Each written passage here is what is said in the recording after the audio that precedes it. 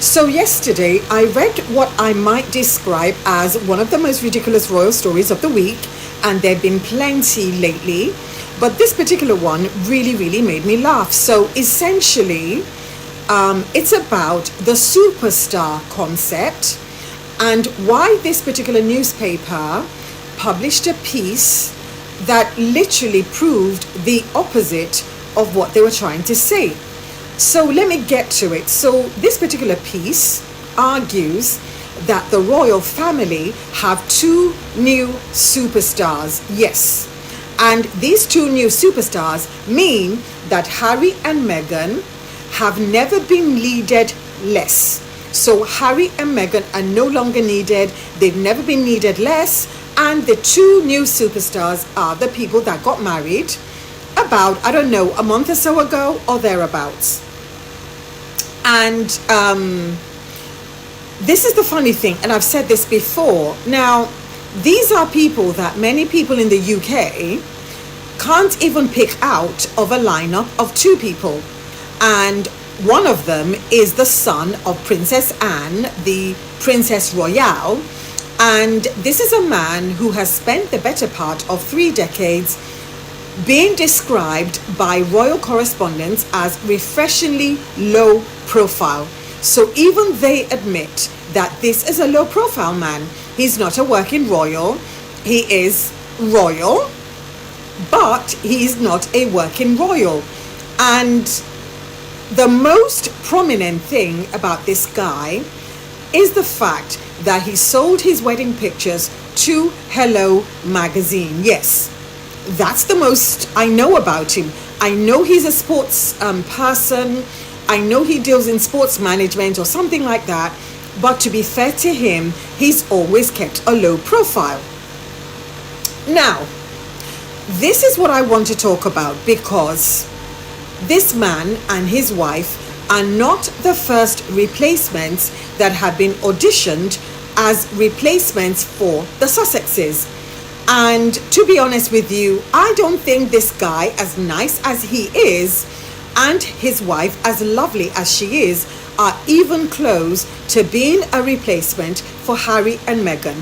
And let me cast your mind What back. if the royal commentators who keep insisting that Prince Harry and Meghan Markle are irrelevant are actually proving the exact opposite? Because every time you open a newspaper, click on a royal article or scroll through social media, you will notice a fascinating pattern. The same voices who claim Harry and Meghan no longer matter seem unable to stop talking about them. And today, that pattern has appeared once again. According to a recent opinion piece, the royal family supposedly has two brand new superstars who have finally replaced Harry and Meghan. The article confidently declares that the Sussexes have never been needed less because a new royal power couple has arrived on the scene. Those names? Peter Phillips and Harriet Spurling. Now, before we go any further, make sure you hit that subscribe button, turn on notifications, and join the Sussex Champions family. If you enjoy honest discussions about Harry, Meghan, and the stories the mainstream royal press often gets wrong, you're in exactly the right place. Let's get into it. The latest royal narrative being pushed is that Peter Phillips and his new wife, Harriet Spurling, represent everything Harry and Meghan supposedly do not. They are being portrayed as relatable, authentic, down-to-earth, and exactly what the monarchy needs. But here's the question nobody seems willing to ask. How many times have we heard this story before? Seriously. Think about the last 6 years. Every single time Harry and Meghan dominate global headlines, another royal figure suddenly emerges as the institution's latest secret weapon. One moment it's Zara and Mike Tyndall. Then it's Sophie, Duchess of Edinburgh. Then it's Princess Beatrice. Then Princess Eugenie. Then Peter Phillips. And now, somehow, Peter Phillips and Harriet Spurling have become the newest royal dream team who are supposedly destined to eclipse the Sussexes. It's becoming so predictable that you could practically set your watch by it. The formula never changes. Harry and Meghan receive worldwide attention. Millions engage with their projects. Their photographs trend across social media. Their speeches generate discussion. Their interviews dominate headlines. And suddenly, royal commentators rush to unveil another replacement, another answer, another solution, another couple who will finally make Harry and Meghan disappear from public conversation. Yet somehow, despite all these replacement attempts, Harry and Meghan remain among the most talked about members of the royal family. How strange!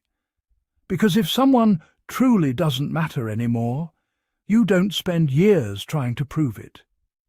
You simply move on. That's what makes this entire discussion so fascinating.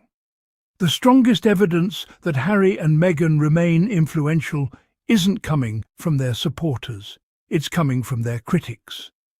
Think about it. If the Sussexes were genuinely irrelevant, there would be no need for endless opinion pieces explaining their irrelevance. No need for constant comparisons. No need for repeated declarations that someone else has replaced them. No need for annual predictions about their fading popularity. No need for new royal superstars being introduced every few months. Silence is how people treat irrelevance.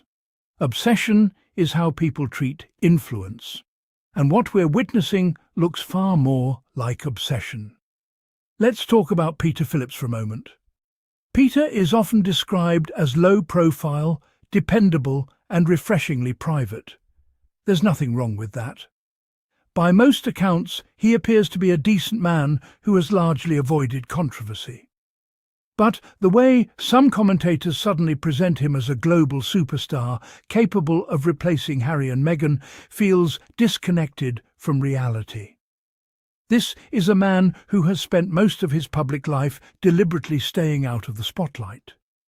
And that's perfectly fine. Not everyone wants international celebrity. Not everyone seeks global influence. Not everyone wants to build brands, launch initiatives, create foundations, or attract worldwide audiences. But that's precisely why the comparison feels so forced. Harry and Meghan operate on a completely different scale. Whether people love them or dislike them, their reach is undeniably global. Their projects are discussed across continents. Their interviews become international events. Their public appearances generate worldwide coverage. Their supporters span countries, cultures, and generations. That's not something that can simply be transferred to someone else through newspaper headlines. Influence doesn't work that way. The latest argument being made is that Harriet Spurling possesses a public relations advantage Meghan cannot compete with because Harriet works as a paediatric nurse for the NHS. Now, let's be clear. Working in healthcare is admirable. Healthcare professionals deserve enormous respect. The dedication required to care for children and families is genuinely commendable. Nobody should diminish that contribution. But here's where the logic starts to fall apart. Being a respected healthcare professional and being a global public figure are two entirely different things. The article essentially suggests that Harriet's profession automatically makes her more compelling to the public than Meghan Markle. Really? Let's examine that claim. This is Meghan Markle we're talking about, a woman whose wedding became one of the most watched events in modern history, a woman whose speeches continue to generate worldwide attention, a woman who has worked with international organizations, a woman who has championed causes related to women, education, mental health, and social impact. A woman whose every public appearance becomes front-page news. A woman whose influence extends far beyond Britain. Whether someone admires Meghan or not, pretending she lacks public appeal requires ignoring years of evidence. The numbers simply don't support that narrative. Neither does public interest. Neither do media metrics, and certainly not social media engagement. What many royal commentators seem unable to understand is that there is something about Harry and Meghan that cannot be manufactured. You can promote it, you can attempt to replicate it, you can package it, you can market it, but you cannot create it out of thin air. Some public figures possess an ability to capture attention naturally. People want to know what they are doing. People want to hear what they have to say. People feel emotionally invested in their story. Harry and Meghan have that quality. For years, royal institutions and commentators have searched for a way to recreate it elsewhere, and yet the results always seem temporary. A new favourite emerges. Headlines celebrate them, commentators praise them, articles proclaim a changing of the guard. Then, a few weeks later, attention shifts back to Harry and Meghan. The cycle begins again, and another replacement is introduced. What's particularly revealing is the timing. These declarations about replacement often arrive precisely when Harry and Meghan are generating positive attention. That's when the search for alternatives suddenly intensifies. It's almost as though some commentators feel uncomfortable acknowledging the Sussexes' continued popularity. Instead, they rush to redirect attention elsewhere. But attention doesn't follow instructions. Public interest isn't something editors can simply assign. People choose what they care about. People choose which stories resonate. People choose which personalities capture their imagination. And for better or worse, Harry and Meghan continue to command enormous attention. That reality has remained remarkably consistent despite years of criticism, despite controversies, despite attacks, despite endless predictions of decline. They remain central figures in royal discussions. That fact alone should tell us something. The truth is that influence cannot be inherited.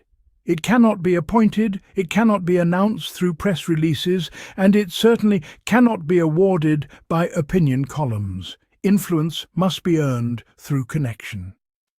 Harry and Meghan have built that connection with millions of people around the world. Their supporters see authenticity in their story. They see resilience. They see individuals who stepped away from an institution and attempted to build something new. That journey has fascinated people globally. Agree or disagree with their choices, the public interest remains undeniable. And that's why replacement narratives continue to fail. Because they misunderstand what made Harry and Meghan stand out in the first place. It was never about titles, it was never about palace positions, it was never about official roles, it was about attention, connection, and cultural relevance. Those qualities cannot simply be reassigned. They belong to the people who earn them. As we look back over the past 6 years, one conclusion becomes increasingly difficult to avoid. The monarchy, certain media outlets, and many royal commentators have spent years searching for another Harry and Meghan. They have tried multiple candidates, they have tested countless narratives, they have launched numerous new stars. Yet here we are, still talking about Harry and Meghan, still analysing their impact, still comparing others to them, still measuring royal relevance against the standard they established. And perhaps that tells us everything we need to know. Because if the auditions are still happening after all this time, maybe the role simply cannot be recast. Maybe the reason the search continues is because nobody has managed to replicate what Harry and Meghan bring to the global stage. And maybe that's exactly why these replacement stories keep appearing. Not because Harry and Meghan are irrelevant, but because their influence remains impossible to ignore. What do you think? Are Peter Phillips and Harriet Spurling genuinely becoming major royal stars? Or is this simply the latest chapter in a long-running attempt to find a Sussex replacement? Let us know your thoughts in the comments below. If you enjoyed this discussion, don't forget to like this video, subscribe to Sussex Champions and turn on notifications so you never miss our latest royal updates. Thank you for watching, thank you for your support, and we'll see you in the next one.